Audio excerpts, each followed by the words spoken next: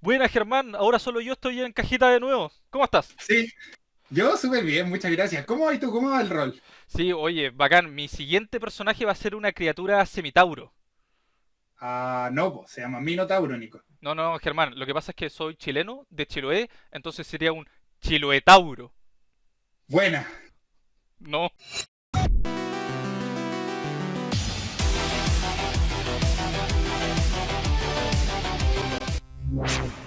En este video sin pantalla les vamos a hablar de los Minotauros de Dungeons and Dragons para la quinta edición porque pensábamos que era una gran raza muy grande y resulta que no lo son. Yo soy Germán From. Y yo soy Nicolás Sattler, y en este video es una guía, pues todos estos videos sin pantalla son una guía, donde damos una explicación de las mecánicas de la raza Minotauros, consejos de creación de personajes, algunas nociones de interpretación, entre muchas, muchas, muchas otras cosas que podrán ver en este video. Como siempre tenemos que recordar de que estamos hablando de un individuo único, un sujeto especial, es un héroe, un personaje aventurero y no el común de la raza de Minotauros, de la sociedad común y corriente de Minotauros. Y de hecho nos preguntamos qué es la gran sociedad de Minotauros. Hay ambientaciones donde está muy desarrollado, Sí. otras donde no existen, porque suelen ser monstruos en los mundos de Dungeons and Dragons. Así que, sin más, vamos al concepto. Dijiste eran monstruos en el mundo de Dungeons and Dragons, pero no solamente ahí, Nico, ¿dónde más? En el folclore griego, que es por supuesto de donde vienen los Minotauros. Minos era un pérfido rey que construye un laberinto. Ícaro tal vez le suena el nombre de la persona que lo construyó. ¿Verdad? Como una prisión para un monstruo con cuerpo de hombre y cabeza de toro, en griego Tauro, Minos, Tauro, toro de Minos. Es una creación única, una criatura única, Asterion, que se ha convertido finalmente en raza, parecido a los Goliath, cuya tarjeta dejamos acá en la esquina superior derecha. Lo único que se pronuncia Asterión, Oh, ¿no? Asterión. mil disculpas, mi griego no es muy bueno. Y encontramos muchos diferentes minotauros después de esta creación icónica, arquetípica, única del individuo, de formas muy, pero muy diferentes en distintas fuentes que son canon del D&D. Y son tan distintas en su comportamiento, en sus valores, en su cultura, incluso en sus roles históricos dentro de sus propios mundos. Sí. Por suerte, suelen coincidir un poco más en su aspecto físico. Tienden, en todas las fuentes Sí. publicadas tienden a coincidir un poco más en estos aspectos, a ser más uniformes. Son grandes, fuertes, de espaldas musculosas, cuellos gruesos y cabezas de toro, pero además pelaje en todo el cuerpo, sus patas y piernas son pezuñas de toro, entonces se alejan mucho del folclore griego. Todos ellos además nacen con cola y en algunos de estos mundos se la suelen cortar para poder ocupar mejor armaduras. También su aspecto cambia un poco según sus estilos, quizás Mm, culturales o sí. locales, porque sobre todo en los cuernos o en los tatuajes corporales, ellos pueden grabarse glifos, adornarse, enfundarse con metal los cuernos para la Oh. batalla, y eso es bastante interesante y quizás denota un poco las diferencias culturales. Ahora bien, los manuales nos dicen otra cosa. Primero que como raza jugable aparece en dos manuales. Han sido impresos en la guía de maestros de gremios de Ravnica, como parte del gremio de Boros, que combina la disciplina marcial de una legión con el salvajismo de una horda. Y respecto a su pasado en este mundo no hay tanta claridad. Porque es un mundo un poco más, menos trabajado, ¿no? Porque esto de las adaptaciones que se hacen para D&D de el juego de rol de Magic. Lo mismo hicieron con la Odisea Mítica de Teros, que originalmente también viene del Magic the Gathering. Y en este mundo sí los retratan como descendientes de una época oscura, creados por un dios salvaje y bastante impositivo y agresivo llamado Mogis. Y generaciones después, los minotauros de Teros empiezan a ser retratados como buscadores de una virtud heroica que viven en las afueras, en la periferia de los reinos en los que converge como toda la historia y la civilización. Y entran con este conflicto heroico con su hábito salvaje como periféricos, como salvajes. Luego los describen con o pasión y celo o fuerza y celo, dependiendo por supuesto de cuál fuente vayamos. Pero son similares, ¿no? tienen estallidos de violencia, son rápidos en enfurecer, son apasionados, amantes intensos de sus amigos y parejas, bulliciosos, de risa fácil, pero también, por supuesto, muy fuertes en su defensa de todo lo que ellos consideren digno de ser defendido, ¿no? Y en todas las publicaciones parecen tener este origen como proveniente de una creación fanática a un culto maléfico, Mogis, Baphomet, etcétera. Vamos a hablar de todo eso un poquito. Y que siempre se relaciona con este estado primal y salvaje. Y aparte de eso, no hablan de familia y de gremio. La estirpe o el origen familiar del Minotauro es importantísimo. Sus antepasados poderosos o heroicos aparentemente transmiten parte de su poder en su progenie y los descendientes son orgullosos portadores de estos honores, familia o gremio. A la vez, muchos Minotauros nacen en una coyuntura, con nombres nuevos y un destino abierto que ellos deben forjar por su propia cuenta. Este es, por supuesto, el primer gancho para que un minotauro se aleje de la familia del gremio y se convierta en aventurero. Nosotros además vamos a ampliar un poco con lo que sabemos y podemos recopilar en otras fuentes, porque muchas veces vienen asociados al mar. Son marineros, viajan en barco, quizás por venir míticamente de esta isla de Minos, y si no es por mar no se puede salir de una isla, pero más probablemente se debe a que en uno de los mundos que más promovió a los minotauros dentro del juego Dungeons and Dragons, estamos hablando específicamente de Dragonlance, uno de los settings, los minotauros vivían efectivamente en un archipiélago y eran todos de alguna forma marineros, como simbolizando una reminiscencia de la Liga Panhelénica. Hay reminiscencias de la idea de la Liga Panhelénica y también, por supuesto, en Dragonlance, pero además suelen ser marinos en general. Yo conozco solamente dos minotauros con nombres en los Reinos Olvidados y ambos son piratas. Así que sí, la idea del mar como principal ruta de contacto, pero también como parte de las contradicciones inherentes de esta raza se ve muy patente. Tienen Sí. pezuñas, lo que dificulta desplazarse por cubiertas y cabos. Los toros son animales terrestres y no son salvajes. Entonces hay una serie de contradicciones entre el animal que inspira al minotauro y la criatura que es el minotauro en sí. Totalmente de acuerdo. Y además el simbolismo se amplía más en esta contradicción porque es medio animal, medio humano, como dices tú, medio salvaje, medio civilizado. Tiene este origen maligno, pero un destino heroico. Tiene una fuerte carga por su estirpe y la tradición, pero a la vez es la libertad personal encarnada, la autodeterminación. A la vez son bovinos, o sea, son mansos, son domesticables, son aprovechados en granja, pero son esta especie de portento de la furia salvaje y primal. O sea, ni siquiera este aspecto como tan central del Minotauro, de su lado salvaje, estaría desprovisto de esta evidente y aparente contradicción. Los minotauros han sido descritos antes con increíbles sentidos del olfato, con excelente memoria, resolvedores de puzzles y laberintos, por supuesto, visión en la oscuridad y una tremenda percepción sensorial en general. Lástima que, como veremos a continuación en la perspectiva mecánica, esto está un poco perdido en la quinta edición del juego. Totalmente perdido. También llama la atención que el dimorfismo de género que ha aparecido de forma divergente en distintas fuentes canónicas está irresoluta. No le han buscado una solución en la psicología, ni siquiera en la apariencia de la especie, entre esta dualidad fuerte entre el toro y la vaca. Y bueno, supongo que no hay ninguna mesa en la que la broma de estar diciéndole vaca al minotauro no haya aparecido. Sí, me temo que esa es una broma recurrente, ¿no? Pero debemos Ah, pensar que que las minotauras son toras humanas, no mm. vacas humanas, y siguen la misma lógica salvaje, fuerte y brutal. De hecho, originalmente las mujeres humanas malditas por Baphomet eran toras humanas. Nada que ver con las vacas. Por supuesto, tenemos que entender también que las vacas efectivamente tienen cuernos y de hecho la vaca tejana, por ejemplo, tiene los cuernos Sí. más largos que los toros. Aún así, las mujeres humanas originales, malditas por Baphomet, eran toras humanas. Nada que ver con las vacas.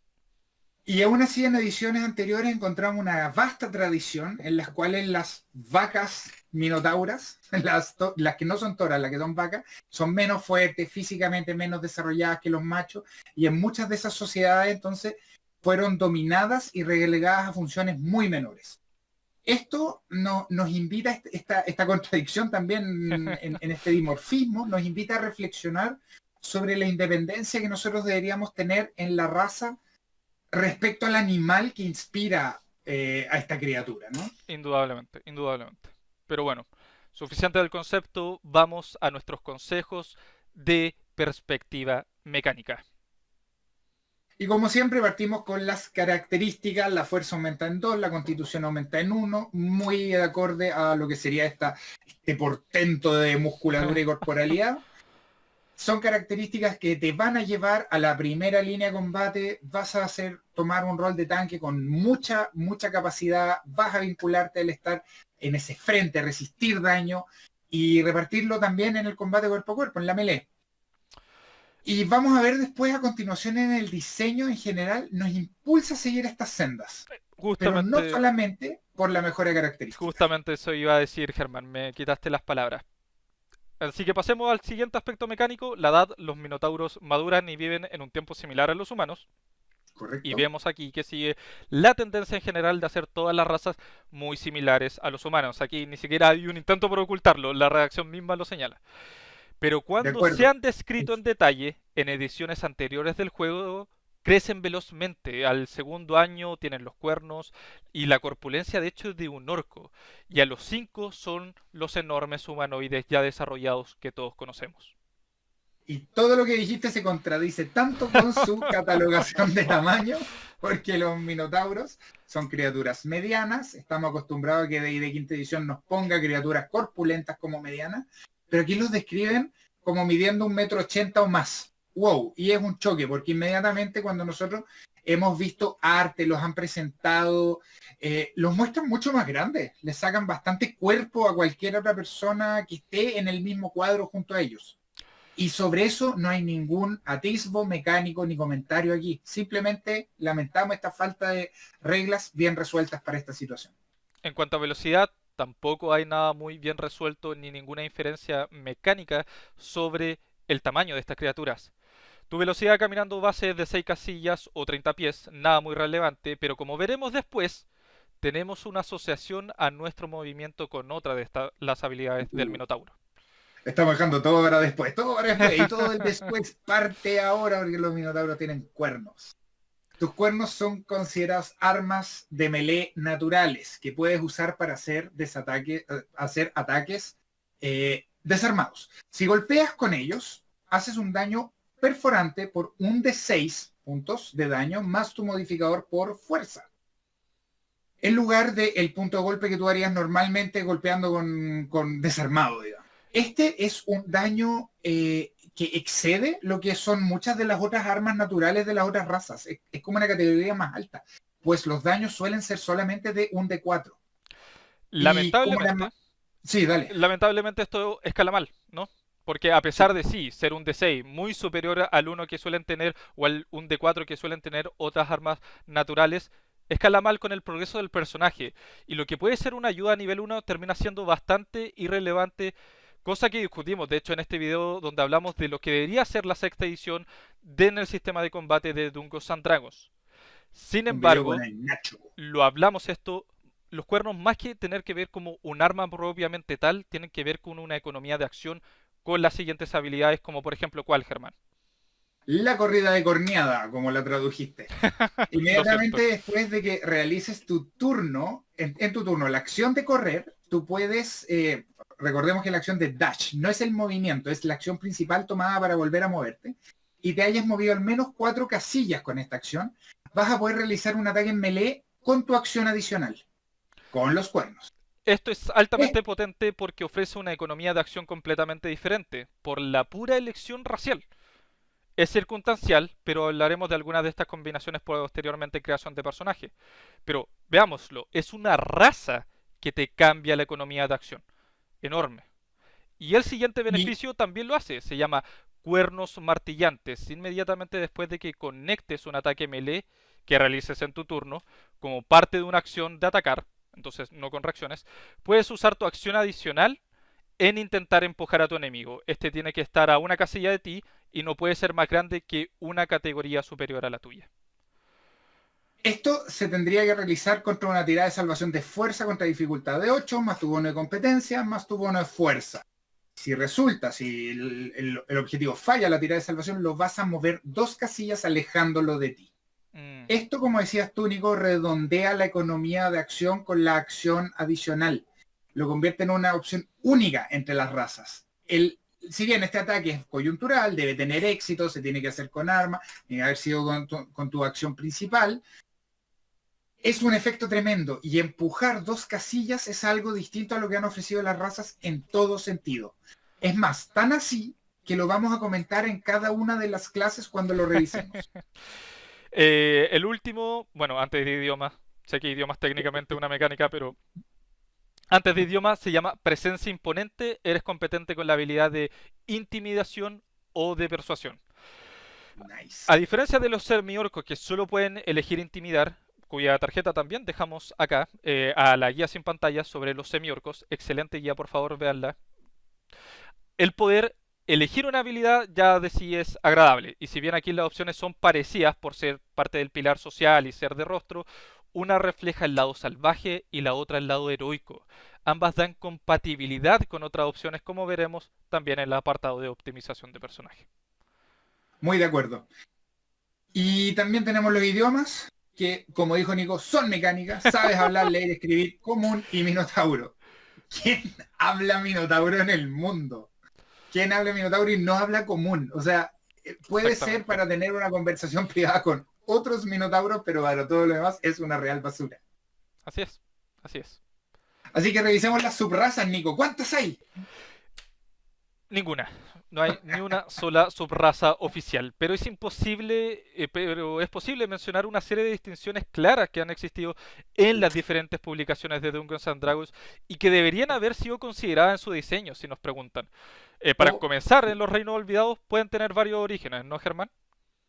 Claro, lo primero es revisar el manual de monstruos, porque esa es la primera aparición que tienen los minotauros. No son raza jugable, son oponentes, son monstruos, son tremendas criaturas que no están en esta lógica de la raza jugable. Lo que pasa acá es que el príncipe demonio de los abismos, llamado Baphomet, maldijo una primera generación, o varios individuos a lo largo de muchos años, pero da lo mismo, generacionalmente son los primeros, sí, de humanos, y los convirtió en minotauros. Estos humanos convertidos en minotauros se podían reproducir posteriormente y formaron lo que quizás podríamos entender como la raza. así es. En las primeras ediciones, un minotauro se tenía que reproducir con una mujer humana y tendrían descendientes masculinos siempre. Pero luego, en algún momento, una mujer humana o varias mujeres humanas fueron malditas por el mismo Baphomet y dieron paso a una minotaura. Y esto daba por fin la posibilidad de una reproducción como cualquier otra raza y dieron en sí la creación de la raza que son los minotauros. Y si bien Entonces, parece... si bien, Continúa, por vale, favor. entonces, si bien esto parece ser un origen compartido entre Forgotten Realms, la idea general, Teros, Ravnica, en esos mundos con otros nombres, otros dioses, para quien está haciendo este pacto, esta maldición, parece ser el origen de que finalmente se trata de una raza que devolucionó o involucionó, no sé cómo llamarla, de estas criaturas malditas y terminó siendo una raza con su propia biología, con su propia cultura, con su propia sociedad. Incluso podríamos pensar que este origen como maldito podría ser un hecho falso. Así es, un mito impulsado por el mismo Baphomet para obtener cultistas dentro de los minotauros, lo que plantea enormes opciones narrativas. Ahí hay una crónica entera que contar sobre descubrir por qué Baphomet quiere específicamente a los minotauros como cultistas y qué van a hacer ellos al descubrir que todo su origen racial de hecho era una mentira. Ahí hay una crónica por sí misma. Oye, Nico, ¿y esta misma maldición se podría haber dado con otros contextos, no con Baphomet, no con Mogis, no con uno de estos dioses o príncipes Por demonios? supuesto, hay magos, por ejemplo, que al ser poderosos arcanistas pueden maldecir otros humanos. transformándolos en monstruosidades, que es lo que son los minotauros en el manual de monstruos. Estos son, de hecho, los más comunes en cuanto a origen en Sí. otros mundos de Dungeons and Dragons, como Greyhawk, y por lo general están atados a un laberinto en particular que deben guardar, por lo general la entrada precisamente a la guarida de este poderoso mago. Y eso también se relaciona con el dios Uptao, ¿no es cierto? La deidad de los laberintos. Algo hay ahí, ¿o no? Sí, pero como esto puede ser un spoiler, la verdad, de alguna aventura, en concreto la tumba de la aniquilación, que Germán está jugando en el canal de Twitch todos los días miércoles a las 8 de la noche, hora de Chile, donde Germán de hecho juega un minotauro bardo del valor, no Turok vamos, Stronghold. no vamos a hablar de este origen respecto al dios Uptao. Pero Gracias, Nico. yo voy Gracias. a dejar un comentario en este mismo video sobre este origen en particular. Ahora, en otros settings, en otros mundos, hay minotauros muy importantes y para esto incluso hubo un intento de creación de mecánicas que está en los arcanos desenterrados en el Unearthed Arcana con un contenido experimental oficial. Podríamos decir que es con el contenido oficial que está en transición. Así es. Y se trata de los minotauros del mundo de Dragonlance, que eran jugables desde la segunda edición. Y ahí nos encontramos con dos tipos de minotauros según el continente en Kryn en el que nos encontrábamos. El, El primer continente, Ansalon, es donde viven en un archipiélago, son considerados miembros de una liga panhelénica que persiguen una arete, distinción en la guerra, en la diplomacia, y sus clases más bajas se dedican al mar, pescadores, marineros, incluso pueden ser piratas. el otro Y al otro continente lado, es dale, Táladas, ¿no? ¿Lo pronuncié sí, bien, Germán? Taladas, ¿Sí? Taladas. Son la hegemonía imperante. Son básicamente un imperio como el de los romanos, con legiones, con senadores, con patricios, que dominan, ya han conquistado y gobiernan más tierras que muchas otras razas. Y ahí vemos, por supuesto, el contraste clásico entre Grecia y Roma. Oye, Nico, ¿y tú por qué en tu lista de videos, Trotamundos, en tu serie, no has querido todavía, que vamos a dejar aquí en este video arriba que está apareciendo en la tarjeta, ¿por qué no has hecho un video de Trotamundos sobre Dragonlance? Porque Dragonlance es el peor setting de aventura jamás hecho. No, no es así. Simplemente porque en esos momentos queríamos ver la oportunidad. De hecho, tú eres un gran fanático de Dragonlance, así que Muy. queríamos crear un guión que fuera digno de Dragonlance. Pero estamos esperando, ese guión puede que reviva, pero la verdad es que aún no nos decidimos si revivir o no la serie de Trotamundos en sí. Comenten, molesten a Nico para que haga una serie de Dragonlance en su serie Trotamundos. Yo te quiero hacer. Y yo me hago la pregunta, ¿por qué no existen subrazas en quinta edición? Es ofensivo que no existan. Sí, la verdad es que uno pensaría que hay poco espacio mecánico, tienen tantos aspectos relacionados con la cornada que hay poco espacio para distinguir entre diferentes minotauros. ¿De Pero la verdad es acuerdo? que eso no ha impedido que hagan otras subrazas en otras razas. Y por supuesto pueden hacer razas variantes, quitándole a esto y sumándolo a otro. Y de hecho, si los rumores son ciertos, puede que se venga una publicación de Dragonlance para el 2021. Así que tal vez ahí vengan no subrazas, sino minotauros variantes. Y también Y pueden eso comentar sería abajo. similar a lo que hicieron con los dracónidos en Wildemount, ¿no es Sí, cierto? En el mundo de Exandria. o lo que hicieron con los Tiefling en Mordenkainen, por ejemplo. Estoy muy de acuerdo. Así que comenten si quieren ver cualquiera de estos temas tratados en el canal.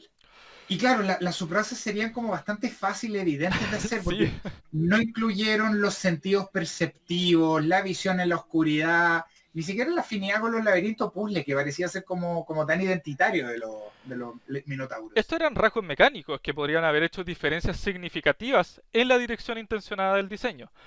La explicación más Sí, lógica es que el origen de los minotauros, desde los demonios hasta la raza jugable, son muy variados, y en esta regla se presentan una versión cuya evolución ha tomado un camino específico durante las generaciones, desde ser servidores de demonios hasta ser jugables. estoy de acuerdo.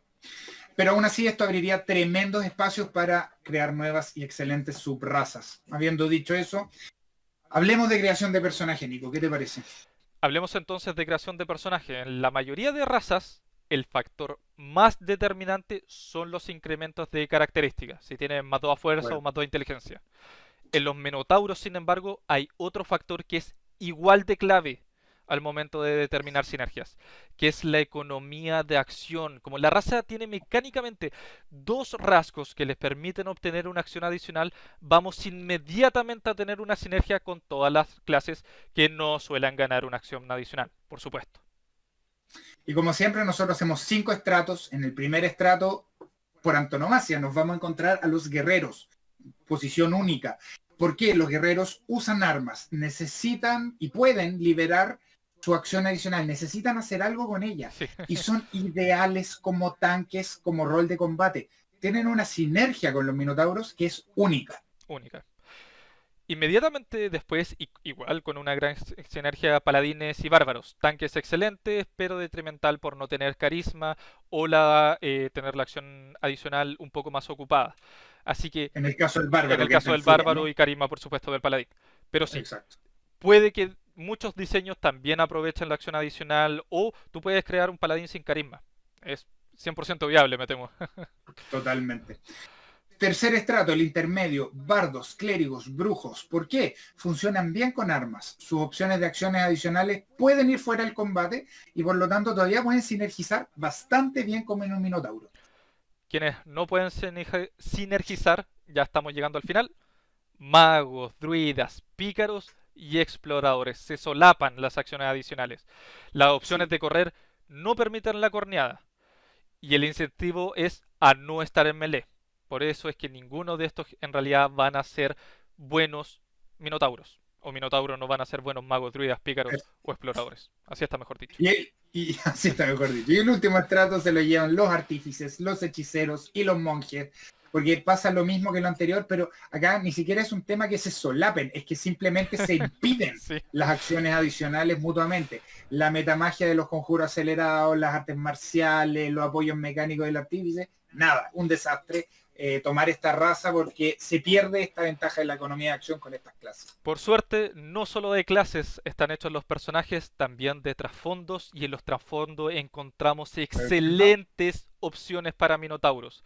A nivel mecánico, contienen la competencia y la habilidad de atletismo, que tiene una sinergia obvia con el bonificador de fuerza de los minotauros, pero además tienen una gran compatibilidad también a un nivel narrativo, pues todas son típicas de la raza interpretativamente.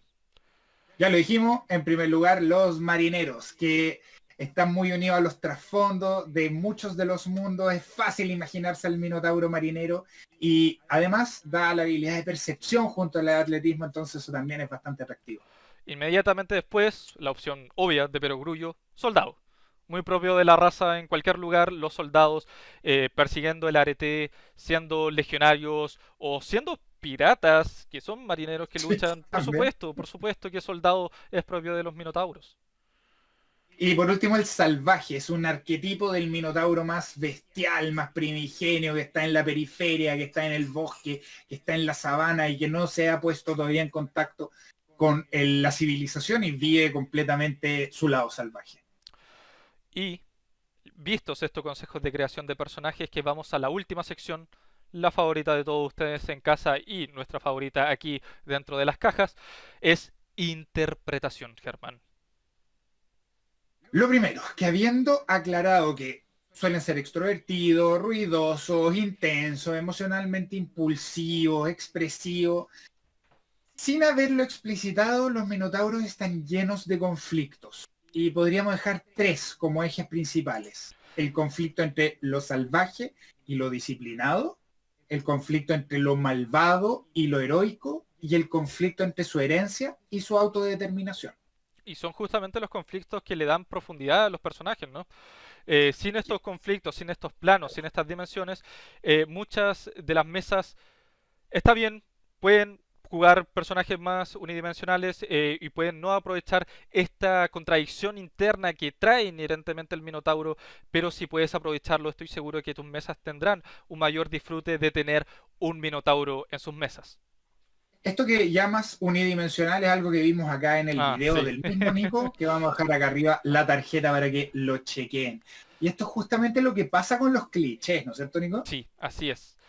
En este caso del Minotauro solo vemos un gran cliché, el Bruto. Mm. Un personaje recurrente, no solamente en los Minotauros, pero también muy notoriamente en ellos. Sedientos de sangre, de violencia, que llevan la mesa a la camorra y a festejar a nada más. Es plano y no refleja el conflicto inherente que propone la raza en sí. Y por eso damos conceptos de interpretación que es inspirarse en lo que le falta al cliché y romperlo con uno, quizás dos de los aspectos o conflictos de los minotauros. Por lo mismo, tenemos un perfil para cada uno de los conflictos de ellos. ¿Cuál? El primero es el del pilar. El pilar es un minotauro que en cualquier grupo aparece como el fortachón confiable por su sentido de lealtad, su sentido del honor. Y ese salvajismo y conflicto con el lado civilizado va a ser bienvenido siempre porque es un personaje que cae bien, que se va a sacrificar, va a dar apoyos, va a ser inquebrantable. Y ahí personalmente yo que vibro con Dragonlance me acuerdo de la leyenda de Uma, uno de los grandes héroes de esa saga, que tiene a su lado a Kaz, el minotauro, uno de los minotauros más icónicos del Dungeons and Dragons, que es como una especie de pilar que lo sostiene, siendo Uma un paladín, un elegido, un adalid del bien. Kaz es el que lo sostiene, le da la fuerza, lo acompaña y resiste toda su aventura junto a él. El siguiente perfil que de cierta forma refleja el matiz, el contraste, el conflicto que trae malvado versus heroico sería el vikingo noble. Las tradiciones de mi pueblo me llevan a vivir del pillaje, en la dualidad malvada y heroica que trasciende, que busca escribir su propia saga, su propia mortalidad, alcanzar el Valhalla, por decirlo de alguna manera, encontrar a su propia estirpe, su propio lugar, reflejar también sus tradiciones y de esta manera encontrar propiamente tal su lugar interno, no solamente externo, sino también su lugar de equilibrio interno. Y además, como vikingo noble, ya vienes con los cuernos si eres un minotauro. Y el último es el desheredado. Aquí estamos cambiando el conflicto entre herencia y autodeterminación en la historia del minotauro. Porque va a haber un quiebre con la estirpe. Te pone el conflicto ahí delante de tus narices. ¿Cómo se llaman las narices de los bovinos? No lo sé. Si bien puede ser decidido ese conflicto accidental o incluso puede ser involuntario, puede ser una tradición de alguien de tu estirpe, te va a poner en la senda de lograr a volver a honrar tu origen o por el contrario a crear una senda completamente nueva y romper con todo lo que pasó antes de esta herencia que todos los minotauros reciben de sus ancestros. Ya vamos terminando el video, pero antes nuestras conclusiones. Por ejemplo, que en pocas razas se logra una tensión tan fuerte entre lo que podríamos llamar natura y nurtura. Y este es un concepto que nosotros trabajamos en la editorial, que en el número 2 de la Gaceta, que ya está en DM's Guild, pues lo dejaremos el enlace a esto en la caja acá abajito en la descripción de este video. Esta tensión en otras razas, o las tensiones en general en otras razas, parecen estar mucho más en paz, pero en los minotauros siempre los ponen en movimiento constante. Es como si el personaje viniera con un perpetuo móvil por raza. Sean los salvajes del mundo de Teros, los legionarios de Boros que deben probar su capacidad y disciplina en Ravnica, o apareciendo como una raza socialmente funcional, pero aún así extraña y preocupante en otros mundos, siempre va a generar este movimiento automático. Persiste, sin embargo, el problema inherente de la quinta edición de Dungeons and Dragons, y es que no existen las razas grandes jugables, solo medianas y pequeñas. Si querés jugar un personaje que físicamente sea grande y no encontrar el soporte mecánico para lo mismo puede ser enormemente decepcionante, hasta el punto de reducirle el tamaño a 1,80 m en la descripción sin ninguna explicación y con un arte que contradice la misma descripción del texto. Pero bueno. Está bien. Yo personalmente siento que los minotauros ofrecen mecánicamente algo completamente nuevo, eso me encanta, pero siento que sesga el personaje, lo lleva de una forma bastante unilateral a cumplir un rol dentro del combate que es el de tanque. Creo que por eso es un diseño que no está tan bien logrado. El hecho de aprovechar naturalmente las acciones adicionales para esto es bueno, pero lo pone solamente en las coyunturas marciales, en los ataques exitosos, y finalmente creo que es limitante para una creación más flexible de estos personajes. Bueno, son poco flexibles, nadie lo podría negar, pero yo siento que están muy bien logrados, la verdad. Si quieres sentirte como un minotauro, te sientes como un minotauro. No en tamaño, pero sí en tu brutalidad. En cuanto al sabor, está muy bien logrado y mecánicamente le da mucho contenido el ser efectivamente una criatura muy fuerte, con cuernos, que sabe luchar, que sabe aprovecharse de esta ventaja. Puedes investir y todo eso tiene un soporte mecánico dentro de la raza, por lo cual yo creo que si bien está muy intencionado y efectivamente no es flexible, puedes jugar un minotauro que se siente como un minotauro.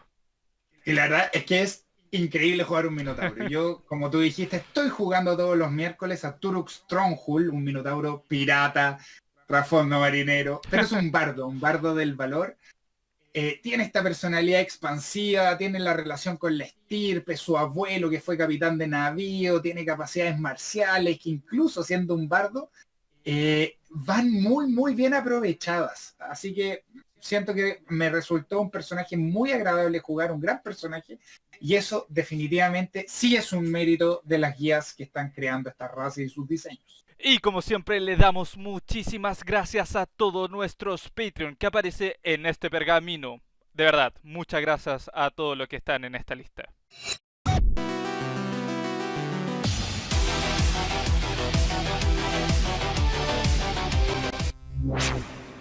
Los dejo muy invitados a todos para conocer más de nuestros otros proyectos. Abrimos un canal paralelo donde estamos jugando rol y ustedes pueden ver nuestras partidas que vemos en Twitch y en otros lados, algunas partidas que son privadas, pero por sobre todo el proyecto que es la editorial Piedra Bruja. Ya hablamos de Natura y Nortura, el link está en la caja de descripciones, resuelve el problema racial, te permite crear personajes únicos y darle un soporte mecánico a las historias únicas que Dungeons and Dragons siempre debió contar.